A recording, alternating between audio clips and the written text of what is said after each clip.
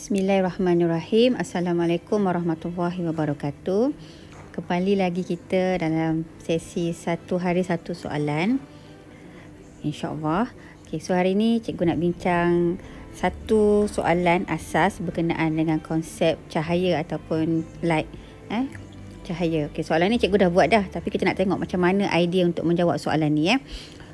First, kalau pelajar rujuk pada soalan, dia kata diagram 1 shows an object O is placed in front of the convex lens. And the focal length of the lens is 6 cm. Dia dah maklumkan bahawa focal length tu adalah 6 cm. Perkara yang pertama, bila dapat soalan, pelajar kena rujuk apa jenis lens yang diguna. Itu yang cikgu highlight kan. Bila kata perkataan lens, bermaksud fenomena yang terlibat adalah refraction. Bila ada refraction, bermaksud cahaya itu tembus. Cahaya itu tembus. Dia boleh pass through lah. Contoh gambar lens ni kan, cahaya tu boleh tembus. Ni maksudnya cahaya tembus lah.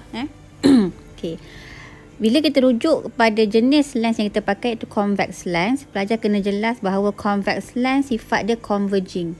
Converging maksudnya dia menumpu. Itu ciri dia. Kalau concave dia mencapah. Concave dia mencapah. Contoh kalau cikgu lukis gambar concave, bila cahaya tu datang secara paralel kat sini, dia akan dia akan mencapah macam ni. Tu maksud dia. Bila cahaya selari pergi, dia akan mencapah. So ini maksud dia mencapah. Dia pass through, menembus, dia tembus pada concave tapi dia mencapah. Sebab titik fokus dia berada di hadapan concave lens. Manakala converging lens, dia tembus tapi dia menumpu. Dia tembus tapi dia menumpu. Ini dia punya titik fokus dia. Tu pelajar kena jelas lah dia punya asas. Dan bila merujuk kepada fenomena dia refraction, kat sinilah proses refraction tu berlaku. Dia pergi, dia tembus. Pelajar kena jelas bahawa bila masuk refraction, dekat situ adanya proses perubahan dari segi arah. Arah dia, arah dia berubah. So kat sini yang kita nampak dia bending lah, membengkok. Cahaya tu membengkok dekat sini. Perubahan arah. Kalau kita letak normal line, dia akan towards normal line lah. Sebab dalam convex ni, dia glass kan. So dia higher optical density lah. Dia akan mendekati normal line. That's why dia fokus. Itu hanya asas yang pelajar kena jelas lah bila merujuk kepada convex lens. Kita tengok pada soalan. Bila dia tanya meaning focal length, bila kata focal length, pelajar kena faham dan kena tentukan kedudukan focus point dulu. Dekat sini adalah kedudukan focus point. So distance, jarak antara principal axis. Ni principal axis. Pusat pada optical center bagi convex. Ni dia punya pusat dia. So jarak antara principal axis and focus point adalah distance. Distance between principal axis and focus point tu adalah dia punya focal length. So tu cara mudah untuk hafal bila pelajar nampak diagram. Contoh cikgu dah jawab lah. Distance between principal axis and focus point. Jarak antara principal axis and focus point itu adalah focal length.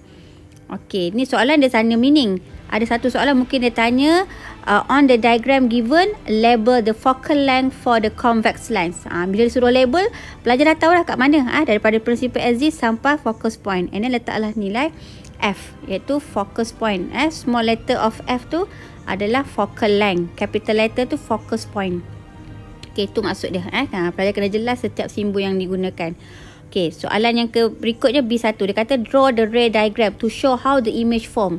Biasanya kalau soalan draw diagram ni ada 3 markah. Macam mana nak dapat 3 markah ni kena hati-hati. Sebab kebanyakan pelajar dia selalu careless direction.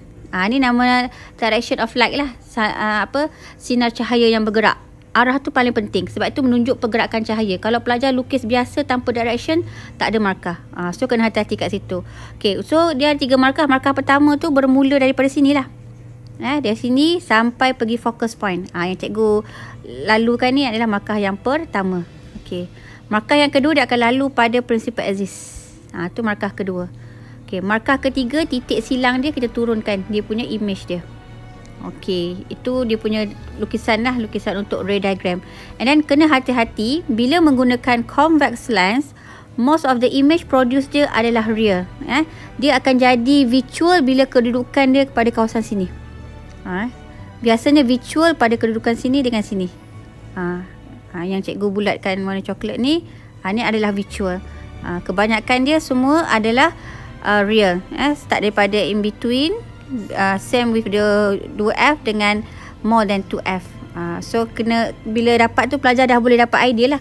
Contoh kalau cikgu jawab soalan pattern macam ni ataupun apa-apa jenis soalan, bila keluar soalan dia, pelajar terus label kat mana kedudukan F, 2F. Lepas tu letaklah titik macam ni, 1, 2, 3, 4, 5. Letak je.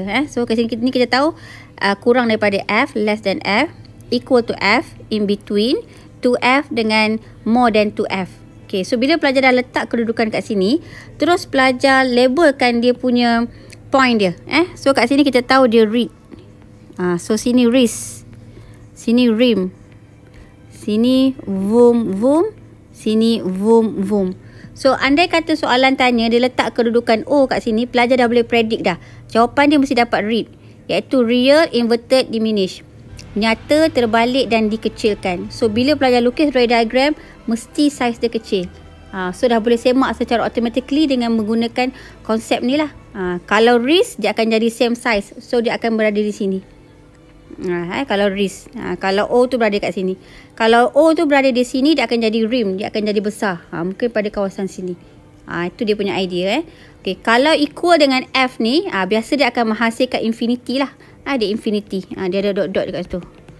So bila merujuk kepada virtual ni, pelajar kena hati-hati sebab bila virtual, dia mesti dotted line. Kalau tak buat dotted line, salah.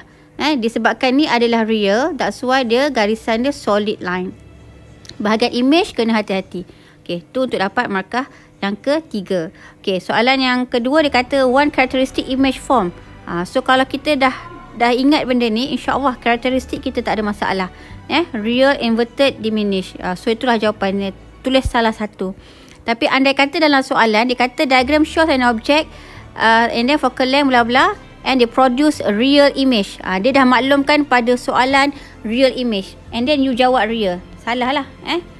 So jangan ulang pada soalan. Tu kena hati-hati. Rujuk apa yang diminta. Okay, so cikgu harap perkongsian ni memudah cara untuk pelajar menjawab untuk soalan chapter cahaya. Okey, kita jumpa lagi insya-Allah. Assalamualaikum. Terima kasih.